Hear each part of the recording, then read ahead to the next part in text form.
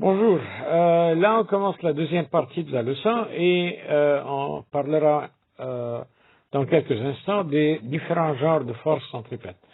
Si vous regardez le film qu'on a en face de nous maintenant, il nous montre un genre de sport qui est bien connu en Europe et aux États-Unis.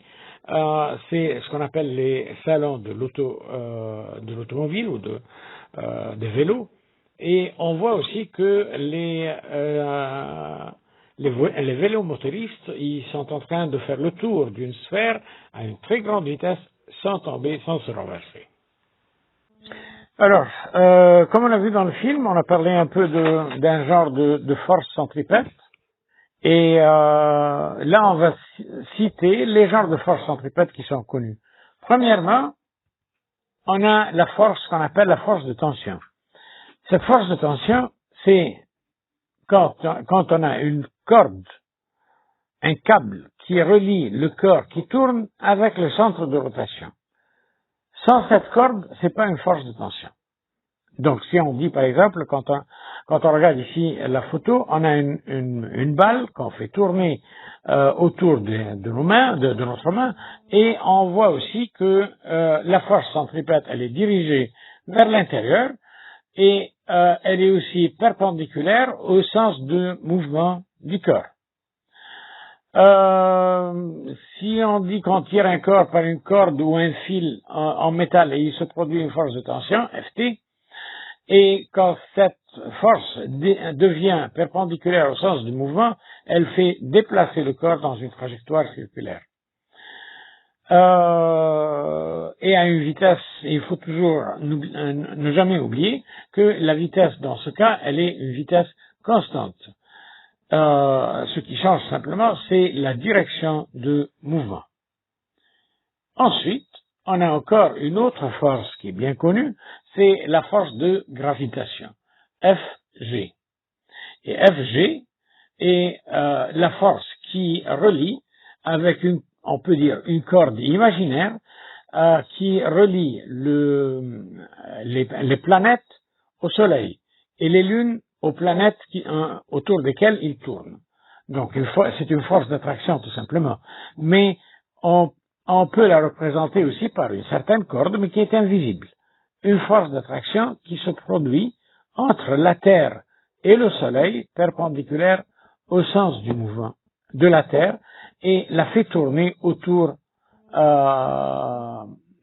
du Soleil dans une trajectoire circulaire autour du Soleil. Cela veut dire que cette force agit aussi comme une force centripète.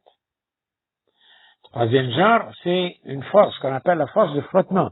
Et cette force de frottement, elle est dans le sens opposé du mouvement, c'est-à-dire une voiture qui roule sur le goudron de la rue ou de l'asphalte. Cette voiture, elle roule dans un sens, mais il y a aussi le frottement de ses pneus avec la route, mais dans le sens opposé. Et dans le sens opposé, ça sera perpendiculaire. Cette force de frottement, elle est perpendiculaire à ces deux forces qui sont le poids et la force de réaction Fn. Donc ça c'est une troisième force de mouvement circulaire, une troisième force centripète qui s'appelle la force de frottement. Troisième force, c'est la réaction, c'est la force de réaction, Fn. Donc, dans le cas où la trajectoire circulaire de la voiture est inclinée, comme on le remarque parfois dans les pistes de course. Dans ces pistes de course, on a un plan incliné sur lequel la voiture roule et à très grande vitesse, elle fait le tour sans glisser vers l'intérieur. Pourquoi elle glisse pas? Parce qu'il y a un autre composant de la force qu'on n'a pas cité jusqu'à maintenant. Comme on regarde ici, il y a le poids de la voiture qui descend perpendiculairement et une relation la voiture qui fait un angle θ avec l'horizontale, le mouvement est affecté par un certain nombre de forces. La force de réaction qui agit perpendiculairement à la voiture, qui est décomposée en deux composantes, une verticale et une autre horizontale, qui agit dans le sens du centre du cercle qui aide la voiture à tourner. Donc, dans ce cas, on a comme si la voiture était tenue par deux cordes ou deux bras, un qui est le composant horizontal et l'autre c'est la force de friction ou la force de frottement vers le centre du cercle qui aide aussi la voiture à tourner. Dans ce cas, la force centripète est égale à la somme des deux composants. C'est pas une seule force, ce sont deux cette fois-ci, la force de réaction et la force de friction ou de frottement qui agissent toutes les deux vers le centre de rotation. Comme on le voit ici sur la photo.